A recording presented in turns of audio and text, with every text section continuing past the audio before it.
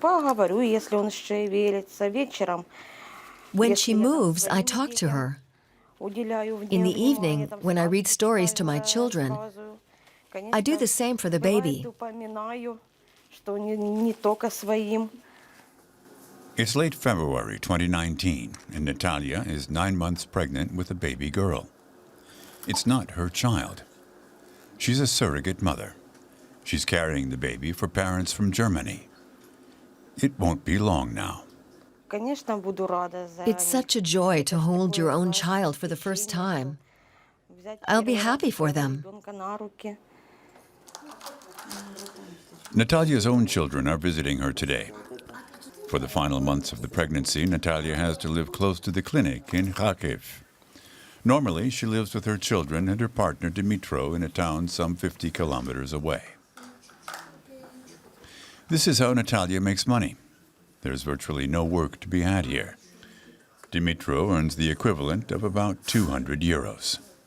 Конечно, мечта поднять детей. Of course, we aim to give our own children a good start in life. Работает туговато It's not easy to find work here and to support a family. воспитывать. We made this decision so our children will be better off. В будущем они себя чувствовали получше, чем мы. Natalia hopes to pay for her children's education and to become self-employed. She's not the first surrogate mother in her town. An acquaintance told her she could make a living by helping other couples to have children. But many questions remain, some practical, but also psychological. It's interesting. The baby hears Russian the whole time inside my belly, but then becomes a German child. Natalia has to say goodbye to her own family for now. Say hello to Grandma for me. Couples from all over the world come to this clinic on the outskirts of Kharkiv.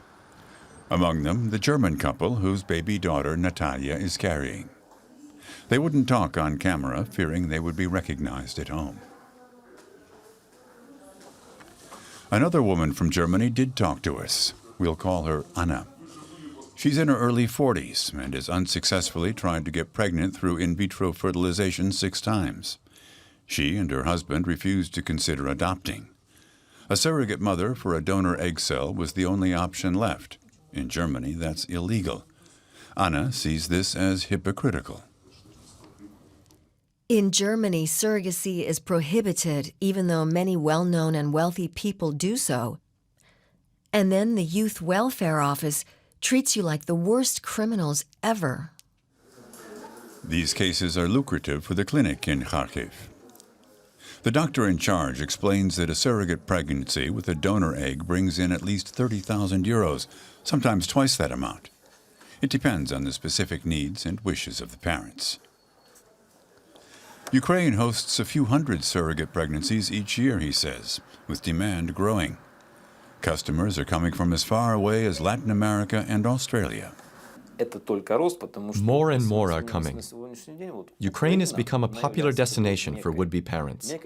For what they'd have to pay for just one attempt in the US, we guarantee a healthy pregnancy here. Ukrainian law makes it easy for new parents. About a month after we last met Natalia, she's back home with her family. The baby she carried inside her for 9 months is now with her German parents. They picked her up right after she was born.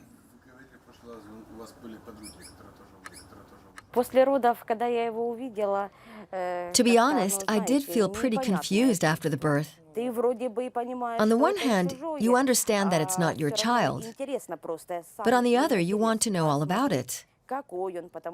You've carried it in you for 9 months. But I wouldn't call that the maternal instinct. I felt very clearly that it wasn't mine. And how do you feel about it? I miss it somehow. Of course, it's not our child, but I'd gotten used to it during the pregnancy. When the baby was born, it was almost the way it was with our 2 children. I would like to see it again. The German parents want to stay in touch with the surrogate mother, too. At least they promised they would, says Natalia. Would she do it again? she won't rule it out. And the demand there is growing and growing.